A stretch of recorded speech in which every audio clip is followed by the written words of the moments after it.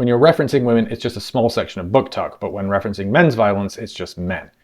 Well, that's because it is just a small section of book talk. Look at the backlash that Bunny XO received. The men talking about this are all responding to the same handful of videos. They're not recounting dozens of personal experiences showing how uncommon this is. Now, as for men, while on a work trip, I was at a bar with a colleague who was a little worse for wear. A woman walks in that he thinks is very attractive, as does her boyfriend. I then have to spend the rest of the evening talking him down and at one point physically restraining that man because he wants to fight her boyfriend. For no other reason than he felt he deserved to be with that woman, a woman he has never met or talked to. The reason I say men generally is because I've been around men all my life. I'm aware of how we behave, how we talk and act when it's just the guys. Behavior so normalized we have a term for it, locker room talk. I'm aware of the disgusting stuff men say and the images they share in their private group chats. The men's rights discords where they talk openly about unaliving women and idolizing the men who do. The mutuals of mine on this app who face daily comments from men telling them that they deserve to be raped or unalived.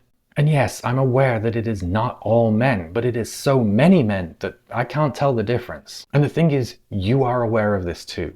Every man is. We're aware of it when our wives and girlfriends want to go out for a night alone. We're aware of it when another man dances too close to her. We're aware of it when our daughters start dating, or when they want to go out wearing a revealing outfit. And what do we say to them? You can't trust men. They'll do or say anything. They're only after one thing and they won't take no for an answer. They will not respect you. Every man knows this, and every daughter hears it from her father. But the moment it is time to take those beliefs internal, to question how much we are personally accountable for continuing those behaviors, or for turning a blind eye to the men who do it and not calling them out, suddenly all the excuses come out. It's not all men.